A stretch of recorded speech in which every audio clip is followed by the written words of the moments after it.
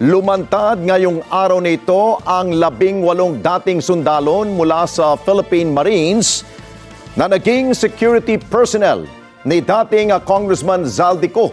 At sa kanilang trabaho sa dating mambabatas, kanilang tinukoy na sila ay naghatid ng pera sa ilang individual. Kasama na umano si Pangulong Marcos Jr. at si dating House Speaker Martin Romualdez. Nakapaloob din po sa affidavit ng mga dating sundalo yung kanila pong personal nilang karanasan ng pagde-deliver ng umano'y male-maletang pera na aabot po sa 805 billion pesos. Kasama po yung naihatid sa bahay ng Pangulo sa Ilocos Norte, sa Aguado Street sa Malacanang at sa bahay po nito sa Forbes Park.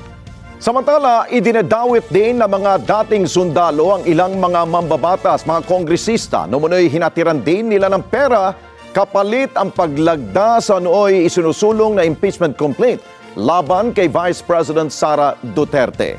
Ang buong detalye sa report ni Eden Santos. Wala po tayong ibang maaasahan ngayon na maglalabas ng katotohanan kundi tayong mga mamamayan din.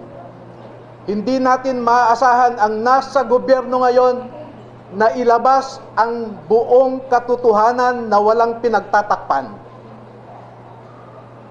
Ngayon po ay lumabas ang mga dating kasamahan ni Master Sergeant Orly Gutesa sa trabaho bilang security consultant o security personnel ni dating Congressman Zaldi Esco. Ang mga sundalong ito ay wala na sa serbisyo. Ngunit ang nasabi nila sa akin, ito ang marahil na huling labanan na kanilang papasukin at gusto nilang magpakasundalo sa ating bayan.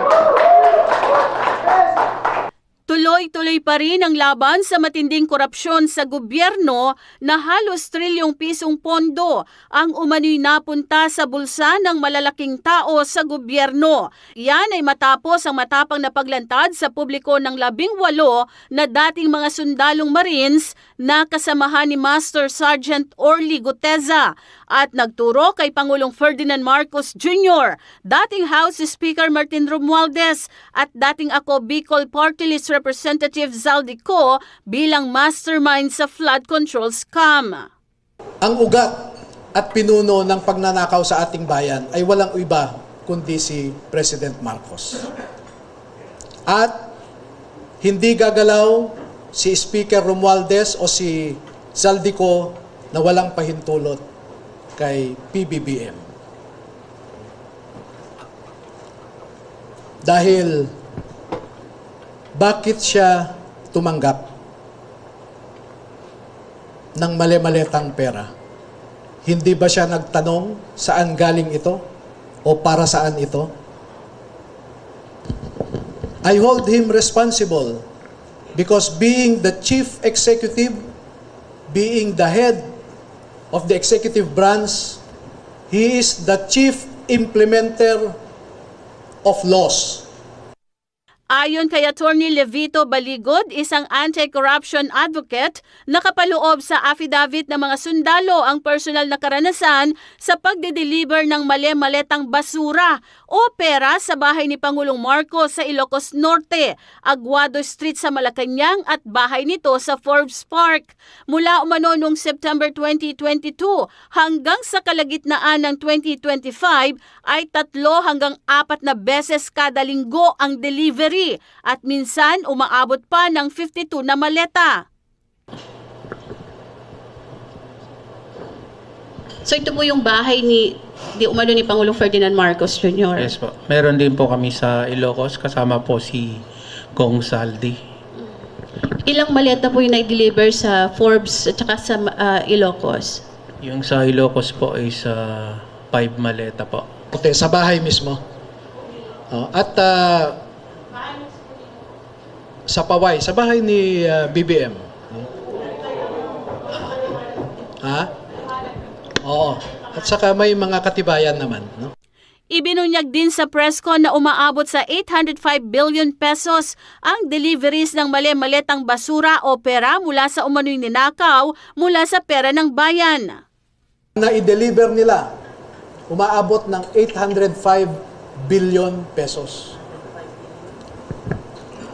Nung Napoles, tens of millions lang o billions, no? Pero ngayon, trilyones. Isa rin sa mahalagang bahagi ng affidavit ng mga sundalo ay ang nangyaring operasyon ng International Criminal Court o ICC investigators sa Pilipinas. Anya, bago mag-December 2023, inutusan sila na magpapalit ng pera na nagkakahalaga ng 2 milyong dolyar.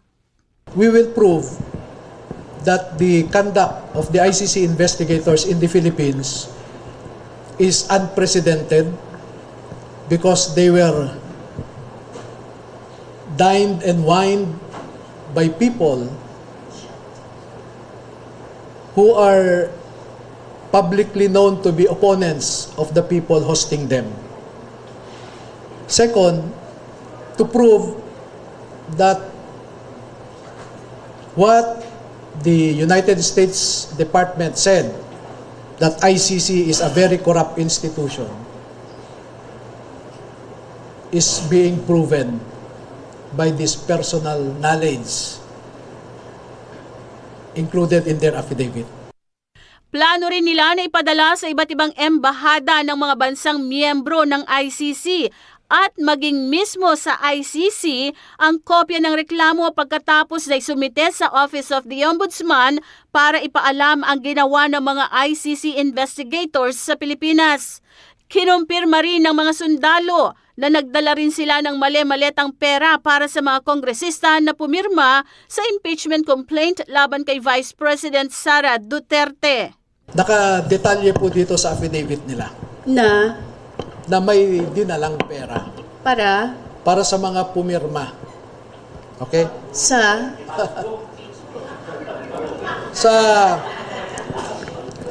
Townhouse Units 8 and 9, Polo Club, Manila Polo Club Townhouse, Units 8 and 9, Forbes Park. Ilang maleta po yung dinala doon? Naku po. Parang nagbalik-balik yung 3 vans na unang nag-deliver, bumalik pa ulit.